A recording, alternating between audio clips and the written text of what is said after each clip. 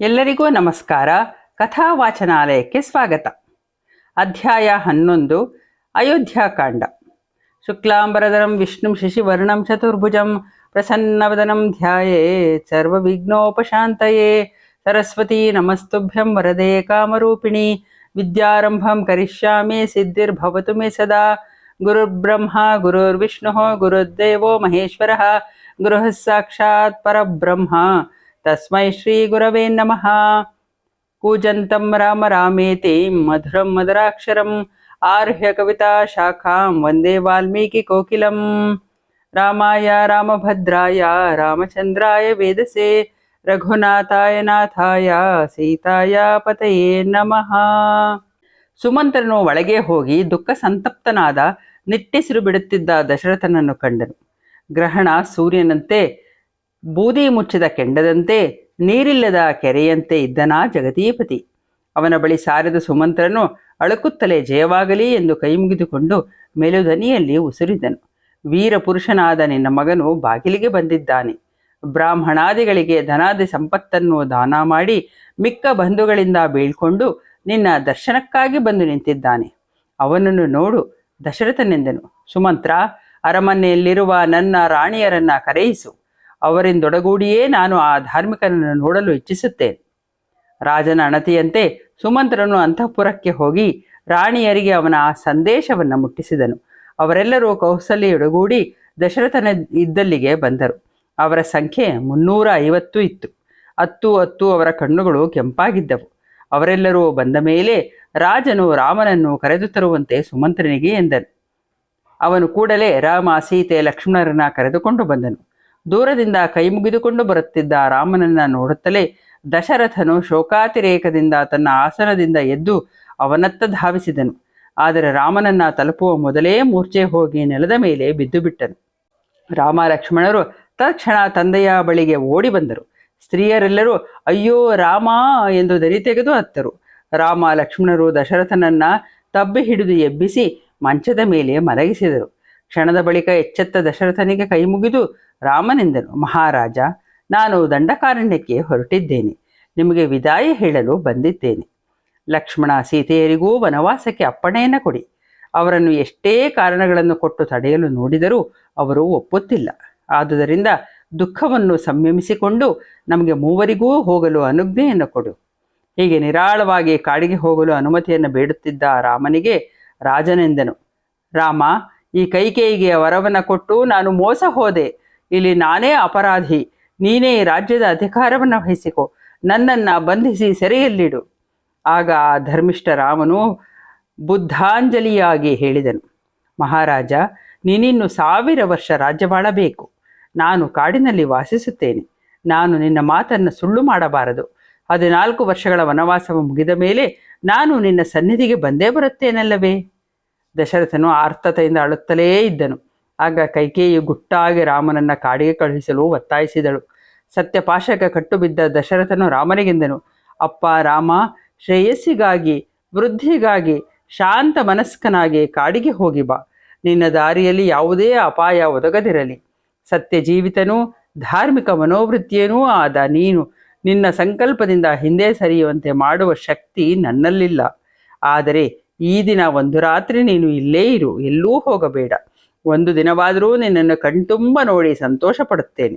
ನೀನೂ ಅಷ್ಟೇ, ನಿನ್ನಮ್ಮನನ್ನು ನನ್ನನ್ನು ನೋಡುತ್ತಾ ರಾತ್ರಿಯನ್ನು ಕಳೆ. ಮನಸ್ಸಿಗೆ ತೃಪ್ತಿಯಾಗುವಷ್ಟು ನಿನ್ನೊಡನಿದ್ದು ನನ್ನ ಆಸೆಗಳನ್ನು ಪೂರೈಸಿಕೊಳ್ಳುತ್ತೇನೆ. ನೀನು ನಾಳೆ ಬೆಳಿಗ್ಗೆ ಕಾಡಿಗೆ ಹೊರಡಬಹುದು. ಮಗನೇ, ನನ್ನ ಪ್ರತಿಜ್ಞೆಯನ್ನು ನೆರವೇರಿಸುವುದಕ್ಕಾಗಿ ಬಂಧು ಬಳಗವನ್ನೆಲ್ಲ ಬಿಟ್ಟು ನಿರ್ಜನವನಕ್ಕೆ ನೀನು ಹೋಗುವುದಿದೆಯಲ್ಲ, ಅದು ನಿಜವಾಗಿಯೂ ನನಗೆ ಇಷ್ಟವಾದದಲ್ಲ. ನಾನೆನ್ನುವುದು ಸತ್ಯ. ಈ ಮೋಸಗಾತಿಯ ಮೋಸಕ್ಕೆ ನಾನು ಬಲಿಯಾದೆ. ಇವಳು ಬೂದಿ ಮುಚ್ಚಿದ ಕೆಂಡದಂಥವಳು. ನೀನು ನನ್ನ ಹಿರಿಮಗನಾಗಿ ಧರ್ಮಾತ್ಮನಾಗಿ ನನ್ನನ್ನು ವಚನ ಭಂಗದಿಂದ ಪಾರು ಮಾಡುವುದಕ್ಕೆ ಯತ್ನಿಸುವುದರಲ್ಲಿ ಆಶ್ಚರ್ಯವಿಲ್ಲ. ಈ ನಡತೆಗೆಟ್ಟವಳ ವಂಚನೆಯನ್ನರಿಯದೆ ಕೊಡಬಾರದ ವಚನವನ್ನು ಕೊಟ್ಟು ಬಿಟ್ಟೆ. ತಂದೆಯ ಆರ್ತ ವಾಕ್ಯಗಳನ್ನು ಕೇಳಿ ಲಕ್ಷ್ಮಣ ಸಹಿತನಾದ ರಾಮನು ಹೇಳಿದನು. ಅಪ್ಪ, ಇಂದು ನನ್ನಲ್ಲಿರುವ ಮಾನಸಿಕತೆ ನಾಳೆಯೂ ಇರಬಹುದೆಂದು ಹೇಗೆ ಹೇಳುವುದು? ಆದುದರಿಂದ ನನ್ನ ಎಲ್ಲ ಕಾಮನೆಗಳು ನೆರವೇರಿದುವು ಎಂದುಕೊಂಡು ನಾನು ಈಗಲೇ ಕಾಡಿಗೆ ಹೊರಡುತ್ತೇನೆ. ಈ ಸಂಪದ್ಭರಿತವಾದ ರಾಜ್ಯವನ್ನು ನಾನು ಬಿಟ್ಟು ಹೋಗುತ್ತಿದ್ದೇನೆ. ಇದನ್ನು ಭರತನಿಗೆ ಕೊಡು. ಕಾಡಿಗೆ ಹೋಗುವ ನನ್ನ ಸಂಕಲ್ಪ ಸಡಿಲಗೊಳ್ಳದು. ಕೈಕೇಯಿಗೆ ನೀನು ವರವನ್ನು ಕೊಟ್ಟಿದ್ದು ಕೃತಜ್ಞತೆಯ ಸಂಕೇತವಾಗಿ. ಅದನ್ನು ನೀನು ಸಫಲವನ್ನುಗೊಳಿಸು. ಸತ್ಯವಂತನೆಂಬ ಬಿರುದನ್ನು ಉಳಿಸಿಕೊ. ನಾನು ನಿನ್ನ ಆದೇಶಕ್ಕೆ ಅನುಸಾರವಾಗಿ 14 ವರ್ಷಗಳ ವನವಾಸವನ್ನು ಮಾಡುತ್ತೇನೆ. ಈಗ ಯಾವುದೇ ತರ್ಕ ವಿತರ್ಕಗಳಿಗೆ ಆಸ್ಪದವನ್ನು ಕೊಡದೆ ಭರತನಿಗೆ ರಾಜ್ಯಭಾರವನ್ನು ವಹಿಸಿಕೊಡು. ನನಗೆ ರಾಜ್ಯದ ಮೇಲೆ ವ್ಯಾಮೋಹವಿಲ್ಲ, ಸ್ವಾರ್ಥವಂತೂ ಇಲ್ಲವೇ ಇಲ್ಲ. ನಿನ್ನ ಮಾತನ್ನು ನಡೆಸುವುದೊಂದೇ ನನಗೆ ಪ್ರಿಯವಾದ ಕೆಲಸ. ದುಃಖಿಸುವುದನ್ನು ಬಿಟ್ಟು ಬಿಡು. ಕಣ್ಣೀರು ಹಾಕಬೇಡ. ಸಾಗರವೆಂದಾದರೂ ಕ್ಷೋಭೆಗೊಳ್ಳುವುದೇ? ನನಗೆ ರಾಜ್ಯ, ಸುಖ, ಸೀತೆ ಈ ಆಸೆ ಆಕಾಂಕ್ಷೆಗಳು ಮುಖ್ಯವಲ್ಲ. ನಿನ್ನ ಮಾತನ್ನು ಸತ್ಯವಾಗಿಸುವುದೇ ನನ್ನ ಬಾಳಿನ ಧ್ಯೇಯ. ಸತ್ಯದ ಮೇಲೆ, ಪುಣ್ಯದ ಮೇಲೆ ಆಣೆ ಇಟ್ಟು ಈ ಮಾತನ್ನು ಹೇಳುತ್ತಿದ್ದೇನೆ. ಅಪ್ಪ, ನಾನಿನ್ನು ಒಂದು ಕ್ಷಣವೂ ಇರಲಾರೆ. ಶೋಕವನ್ನು ನಿಯಂತ್ರಿಸಿಕೊ. ನನಗೆ ಬೇರೆ ದಾರಿ ಇಲ್ಲ. ಕೈಕೇಯಿ ಚಿಕ್ಕಮ್ಮ ಕಾಡಿಗೆ ಹೋಗಲು ಹೇಳಿದ್ದಾಳೆ. ನಾನು ಹೋಗುತ್ತೇನೆ ಎಂದು ಹೇಳಿದ್ದೇನೆ. ಆದುದರಿಂದ ಸತ್ಯವನ್ನು ಕಾಪಾಡಬೇಕಾಗಿದೆ. ಕಾಡಿನಲ್ಲಿ ಹೇಗಿರುವೆನೋ ಎಂಬ ಚಿಂತೆಯನ್ನು ಮಾಡಬೇಡ. ನಾನು ಸುಖವಾಗಿಯೇ ಇರುತ್ತೇನೆ. ಅಲ್ಲಿ ಚೆಲುವಿನ ಜಿಂಕೆಗಳು, ಮಧುರವಾದ ನಾದವನ್ನು ಹೊರಡಿಸುವ ಪಕ್ಷಿಗಳು ಇರುತ್ತವೆ. ದೇವತೆಗಳಿಗೂ ತಂದೆಯೇ ದೇವತೆ. ಆದುದರಿಂದ ಚೆಲುವಿನ ಜಿಂಕೆಗಳು, ಪಕ್ಷಿಗಳು ಇರುತ್ತವಲ್ಲ. ಆದುದರಿಂದ ಅವುಗಳನ್ನೆಲ್ಲ ನೋಡುತ್ತಾ ತಂದೆಯ ಮಾತನ್ನೇ ದೇವರ ಮಾತೆಂದು ಪಾಲಿಸುತ್ತಾ ನಾನು 14 ವರ್ಷಗಳನ್ನು ಕಳೆಯುತ್ತೇನೆ. ನಿನ್ನ ದರ್ಶನವನ್ನು ಪಡೆಯುತ್ತೇನೆ. ಅಲ್ಲಿಯ ತನಕ ದುಃಖವನ್ನು ತಡೆದುಕೋ. ಕಾಡಿನಲ್ಲಿ ಹಣ್ಣುಗಳನ್ನು, ಗೆಡ್ಡೆ ಗೆಣಸುಗಳನ್ನು ತಿನ್ನುತ್ತಾ, ಗಿರಿ, ನದಿ, ಸರೋವರಗಳನ್ನು ವೀಕ್ಷಿಸುತ್ತಾ ಸಂತೋಷದಿಂದ ದಿನಗಳನ್ನು ಕಳೆಯುತ್ತೇನೆ.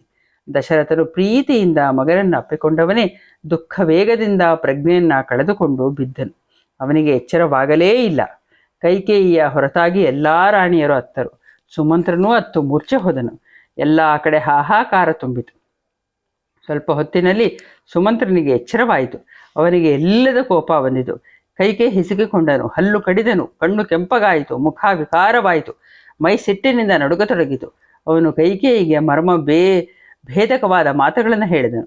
ಸ್ಥಾವರ ಜಂಗಮಗಳ ರಾಜನಾದ ನಿನ್ನ ಪತಿಯೂ ಆದ ದಶರಥ ಮಹಾರಾಜನು ನಿನ್ನನ್ನು ಬಿಟ್ಟು ಬಿಟ್ಟನು. ರಾಣಿ, ನೀನು ಮಾಡಿದ ಕೆಟ್ಟ ಕೆಲಸಕ್ಕಿಂತ ಬೇರೆ ಕೆಟ್ಟ ಕೆಲಸ ಇಲ್ಲವೇ ಇಲ್ಲ. ನೀನು ಗಂಡನನ್ನು ಕೊಂದ ಕೊಲೆಗಾತಿ, ಕುಲವನ್ನೇ ನಾಶ ಮಾಡಿದವಳು. ನಿನ್ನ ದುಷ್ಕೃತ್ಯದಿಂದ ಇಂದ್ರನಂತೆ ಆಜಯ್ಯನೂ ಪರ್ವತದಂತೆ, ಸ್ಥಿರನೂ ಸಾಗರದಂತೆ, ಅಕ್ಷೋಭ್ಯನೂ ಆದ ರಾಜನನ್ನು ದುಃಖಕ್ಕೆ ತಳ್ಳಿದೆ. ಮಹಾರಾಜನಿಗೆ ಅವಮಾನವನ್ನು ಮಾಡಬೇಡ. ಅವನು ನಿನಗೆ ದೈವ ಸಮಾನನು. ನಿನಗೆ ಪತಿ, ಕೋಟಿ ಮಕ್ಕಳಿಗಿಂತಲೂ ಪತಿಯೇ ಹೆಚ್ಚು. ರಾಜನ ಕೊನೆಯಾದ ಮೇಲೆ ವಯೋಮಾನಕ್ಕನುಗುಣವಾಗಿ ರಾಜ್ಯಾಧಿಕಾರವನ್ನು ಪಡೆಯುವುದು ಸಂಪ್ರದಾಯ. ಮಹಾರಾಜನು ಬದುಕಿರುವಾಗಲೇ ಈ ಸಂಪ್ರದಾಯವನ್ನು ನೀನು ಮುರಿದು ಬಿಟ್ಟೆ. ನಿನ್ನ ಮಗನೇ ರಾಜ್ಯವಾಳಲಿ. ನಾವೆಲ್ಲರೂ ರಾಮನ ಇರುವಲ್ಲಿಗೇ ಹೋಗುತ್ತೇವೆ. ನಿನ್ನ ದೇಶದಲ್ಲಿ ಒಬ್ಬನೇ ಒಬ್ಬ ಬ್ರಾಹ್ಮಣನು ವಾಸಿಸಲಾರ. ಅಂತಹ ಮಾನಗೆಟ್ಟ ಕೃತ್ಯವನ್ನು ನೀನು ಮಾಡಿದ್ದೀಯೆ. ನೀನು ಇಂತಹ ನಡತೆಯಿಂದಾಗಿ ಈ ನೆಲದ ಬಿರಿದು ಹೋಗಲಿಲ್ಲ ಏಕೆ ಎಂಬುದೇ ನನಗೆ ಆಶ್ಚರ್ಯವಾಗಿದೆ. ಸಿಟ್ಟಿನಿಂದ ಬೆಂಕಿಯಂತೆ ಉರಿಯುತ್ತಾ ಮಹಾ ಬ್ರಹ್ಮರ್ಷಿಗಳು ನಿನಗೆ ಧಿಕ್ಕಾರವನ್ನು ಹೇಳಿ ಶಾಪ ಕೊಡುತ್ತಿಲ್ಲವಲ್ಲ ಏಕೆ?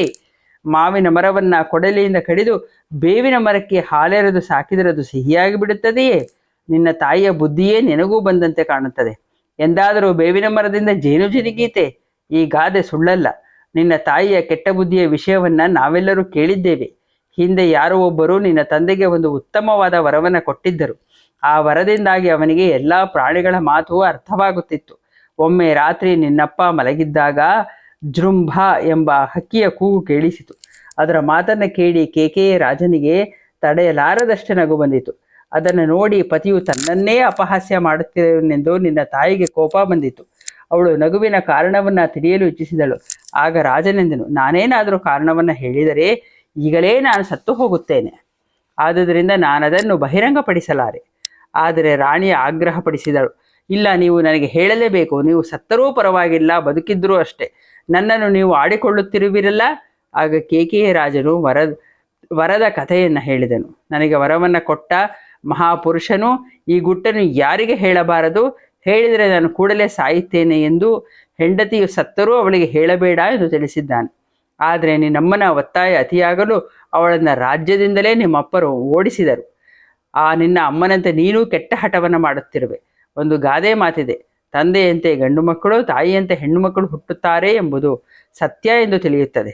ನೀನೀಗ ನಿನ್ನ ತಾಯಿಯಂತೆ ವರ್ತಿಸಬೇಡ. ಮಹಾರಾಜನ ಮಾತನ್ನು ಕೇಳು. ಪತಿಯ ಇಚ್ಛೆಯಂತೆ ನಡೆದು ಪ್ರಜೆಗಳಿಗೆ ಗತಿಯಾಗು. ದುಷ್ಟರ ಪ್ರಚೋದನೆಗೆ ಒಳಗಾಗಿ ಇಂದ್ರನಂತಹ ನಿನ್ನ ಪತಿಯ ಮೇಲೆ ಅಧರ್ಮವನ್ನು ಹೇರಬೇಡ.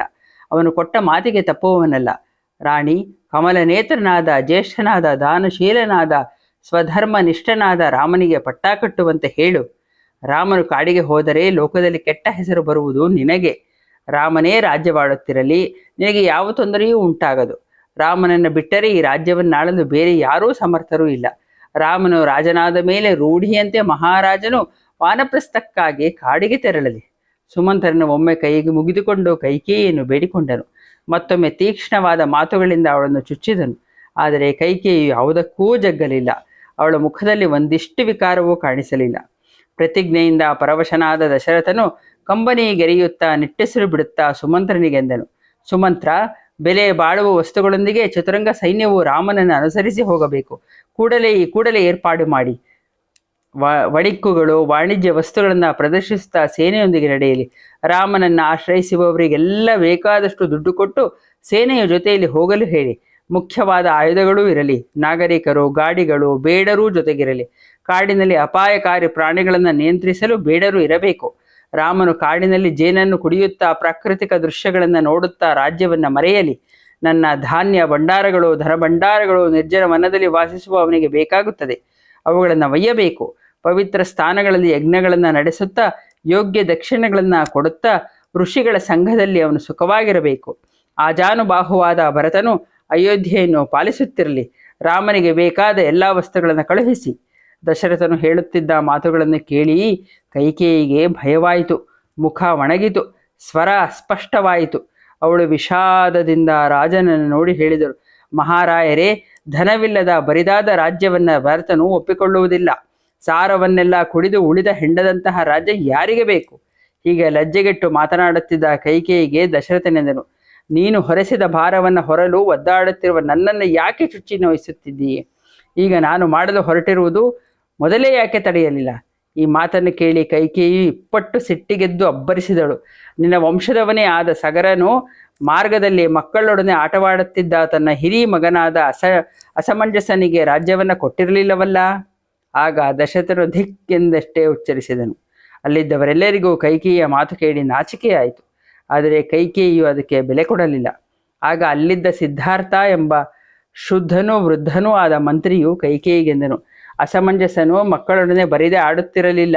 ಅವರನ್ನೆಲ್ಲ ಸರಿಯೂ ನದಿಯಲ್ಲಿ ಮುಳುಗಿಸಿ ಕೊಲ್ಲುತ್ತಿದ್ದನು, ಸಂತೋಷ ಪಡುತ್ತಿದ್ದನು. ಆಗ ನಾಗರಿಕರೆಲ್ಲರೂ ಕುಪಿತರಾಗಿ ಸಗರನ ಹತ್ತಿರ ಹೋಗಿ ದೂರು ಕೊಟ್ಟರು.